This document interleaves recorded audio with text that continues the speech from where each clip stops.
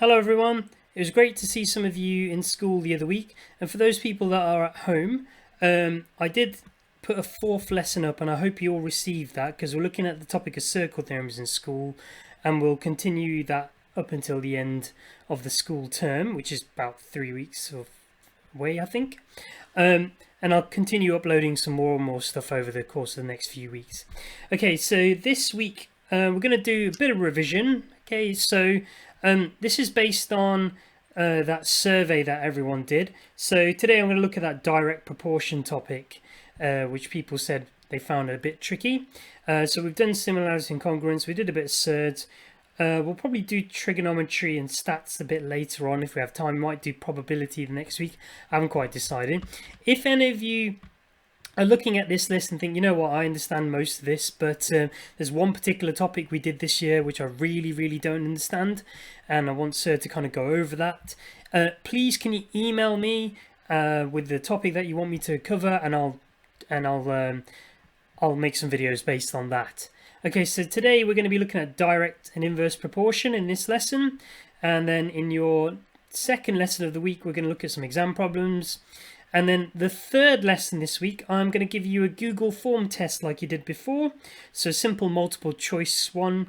I'm in the process of making that at the moment, so I don't know how many questions there'll be. There'll probably be about 10, but it'll be like different topics. So it won't just be on direct proportion or inverse proportion.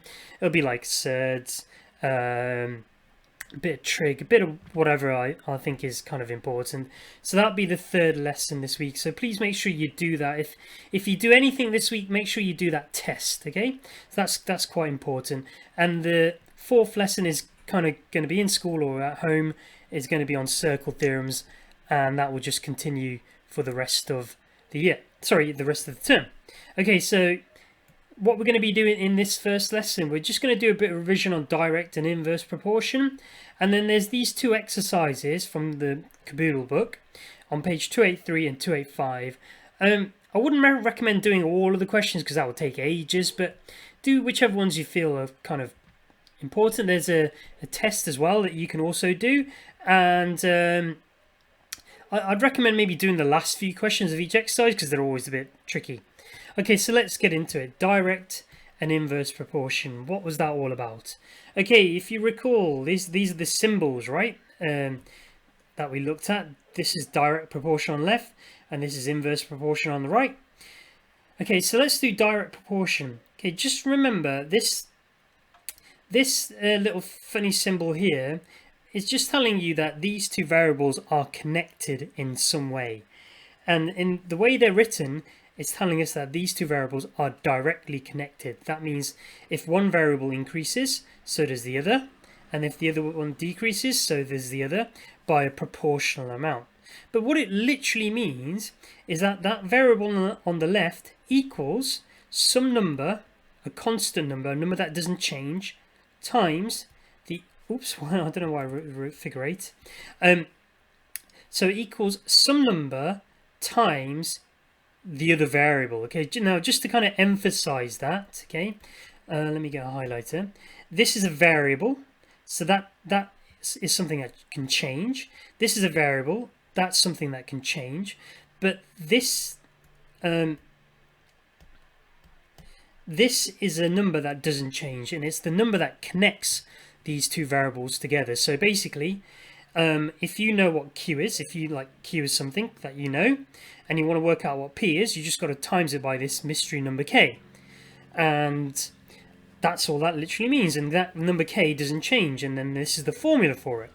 But you get different types of proportion, right? You get all these different types. So here, for example, this is telling us that P is directly proportional to Q squared. So not Q, but Q squared. That means P is equal to some number that we don't know times Q squared.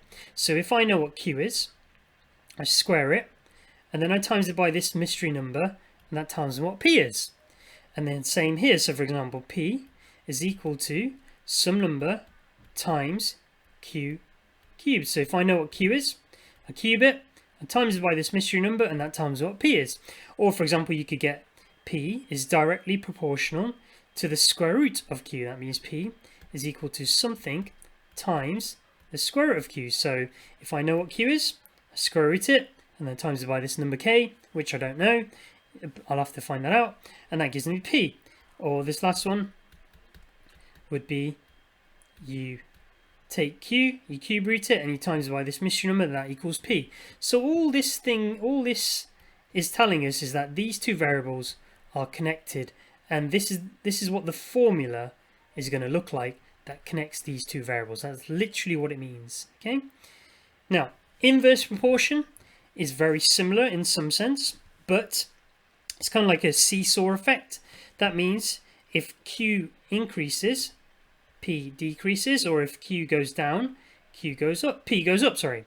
So they kind of like they have this seesaw effect. So if one goes up, the other goes down. If one variable decreases, the other one increases, and the same here. Okay, and this is the way it's written. Notice how it's written, and that's the important thing. It's always written as 1 over the other variable, and it could be like the other variable squared or cubed or cube rooted or anything like that. But this is what the formula is going to look like.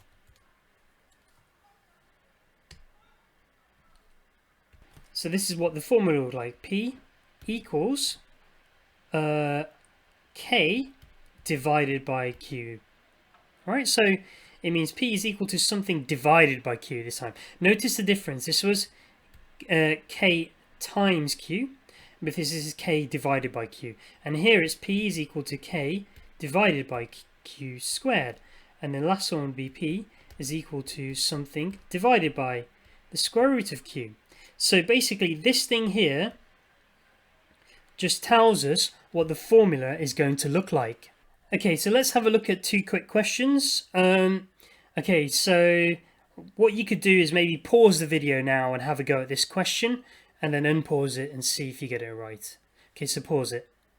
All right, okay, so let's do this question. So it says V is proportional. Now the word directly is missing, but it is directly proportional. If it's inversely proportional, it will say something like inverse or indirectly or something like that, but this is just a straightforward proportional question, directly proportional to the square of w. So that means V proportional w squared. That means the formula is going to look like this. V equals something times w squared. So that's what the formula is going to look like. Okay, it says if a diamond weighs 10 grams, it's worth £200. So V is the value and W is the weight, isn't it? So, okay, so we know that V is £200 and W equals 10 grams. So let's plug those numbers into the formula to work out what this mystery number K is. So 200 equals something we don't know, this constant number, times 10 squared. Okay, so 10 squared is 100. So dividing both sides by 100, that means k is 2. Okay, now by the way, k is called a constant of proportionality. Okay, I forgot to mention that, but that's the official name of k. It's the constant of proportionality. Okay, so we found out what it is. It's worth 2. So that means v is equal to 2 times w squared. Actually, let's write it properly. V equals 2w squared. So that's the formula that connects v and w together. So now we can actually work out the answers to part A and part B. Okay, so if the weight is 30 grams, find the value. So we need to do v equals 2 times 30 squared. 30 squared is 900 times 2. That's going to be that much. Okay, so that's how much it's worth. That's the value. Okay, for part B, I think we need to do a bit of rearranging. Okay, so we need to find the weight if the diamond is worth 5,000. Right, so 5,000 equals 2 times w squared. So we'll need to half both sides first. That's 2,500. That's w squared. And if we square root both sides, we get w equals 50 grams. Okay, so that's the answer. And I hope you got the same thing. Okay, so there's one more question, or if you feel confident, you may as well stop the video and just kind of skip to the end, see if you get the answer right to this one, and then you can have a go at some questions. Okay, so Z is inversely proportional to T squared. So Z inversely proportional to t squared. That means z is equal to something divided by t squared. Sorry, let me write that again. So z is equal to something divided by t squared. Okay, so they always have to give us some numbers first.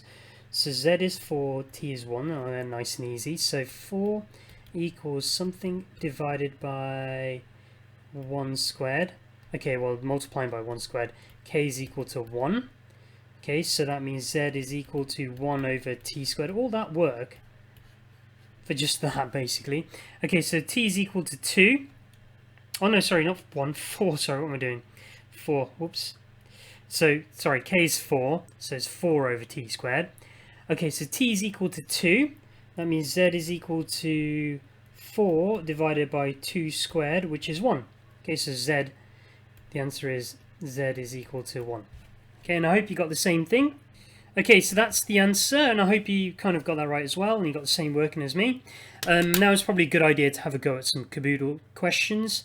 Don't forget to email me if there's any topic you want me to cover, or if you're stuck on anything that you're not sure about, please email me. Thank you very much, guys. Tomorrow's lesson, some exam questions.